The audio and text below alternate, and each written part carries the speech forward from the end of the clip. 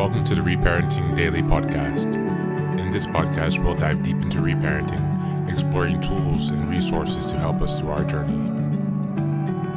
The podcast is divided into 3 sections. First is a reading. Second is a discussion of the reading followed by a journal prompt.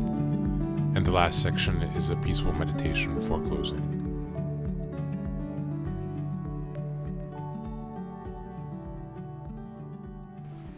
Today's reading is from ACA's Yellow Step Workbook.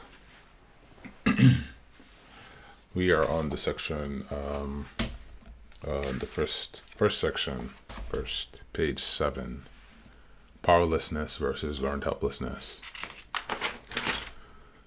Many adult children struggle with the notion of powerlessness in step 1, since powerlessness is all that many of us have known as children. However, powerlessness that we describe in ACA is different than the learned helplessness we experienced as children. As children, we were overrun by our parents, who unknowingly taught us to feel helpless or to feel less competent. Some parents accidentally undercut our learning ability and suggest we could do nothing right. Or our parents said we should try harder when we were already reached a level of above average. Some of us learned to be helpless when we had already reached a level. Some of us learned to be helpless or to give up since we could see no way to please our parents or family. Later on in life, we realized we could do things and learn, but we still had areas of learned helplessness, particularly in relationships. We either gave up or increased our attempts to control others. We could be subtle or aggressive in our attempts to control. In teaching us helplessness, our parents clouded the reality by failing to understand what they had done. They taught us to be dependent, and then blamed us for being dependent. When we look at our childhood, we can see how our parents undermined our reality by telling us how we should think and feel when we were objected to their treatment of us. As children, we were outmatched. Our parents projected their fears, suspicions, and sense of inferiority onto us. We were defenseless against these projections. We absorbed our parents' fears and low self-worth by thinking these feelings originated with us. Dysfunctional parents often said, "Why can't you get this? I'm so ashamed of you. Why do you act like this? You must be the dumbest child in the world." Upon hearing such comments, we felt helpless to defend ourselves. We began to believe we could not trust our perceptions. Some of us knew we could not trust our parents as well, but we believed their words without question. We believed that what they said about us was the truth, when it was not. With step 1, the adult child realizes that he or she is now an adult, and that the powerlessness mentioned in this step does not engender a denial of feeling or mean that we are helpless. Powerlessness in ACA can mean that we are not responsible for our parents' dysfunctional behavior as children or adults. It means that as adults, we are not responsible for going back and fixing the family unit. Thank you, and that's the reading for today.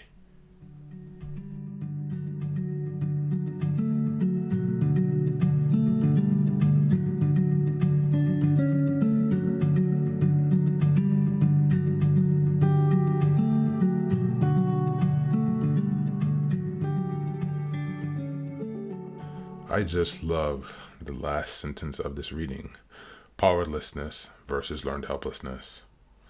It means that as adults, we are not responsible for going back and fixing the family unit.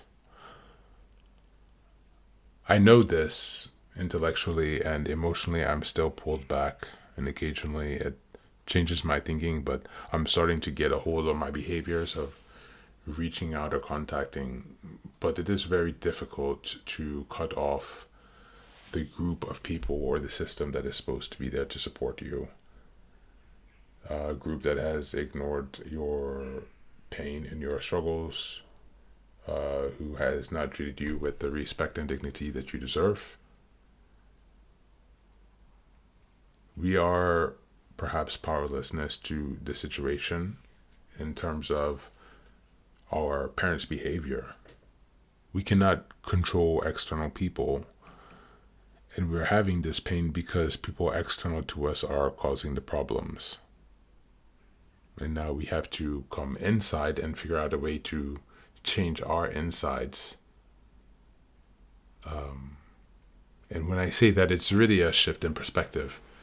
It's changing your perspective, which is changing your insides by way of the chemistry. For example, if you have a perspective that views a situation in a hostile or threatening way, then your body internally is going to be producing the fear response, the cortisol and anxiety chemicals, and so forth, and all of the cascading effects that come with that. On the other hand, if we're able to shift our perspective, our internal state will likewise shift. A more positive or open perspective will decrease the levels of cortisol, stress hormones, and have a much more positive effect on our physical well-being. And so something that's important to remember is that we are not powerless over our perceptions. We have to break through learned helplessness and powerlessness. We have to fight for our perceptions. We have to fight to establish our own reality.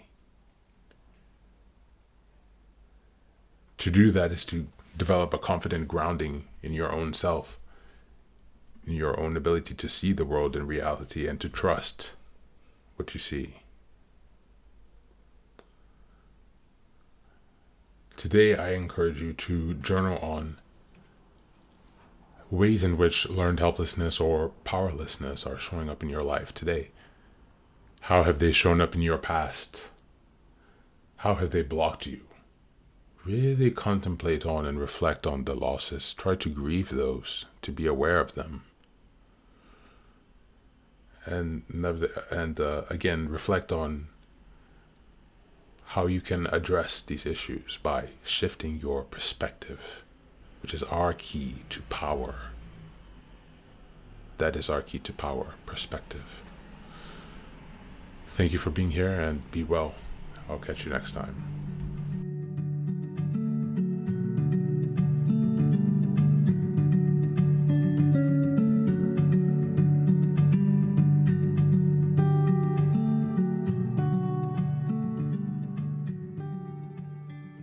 And now, let us move on to the final section, the meditation.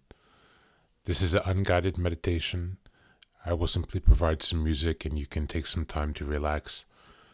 Please feel free to choose a location and a place where you feel safe and where you can be undisturbed for the next 10 minutes. You can choose to be sitting down, standing, as you like, wherever you are most comfortable. Thank you for being here and enjoy the meditation.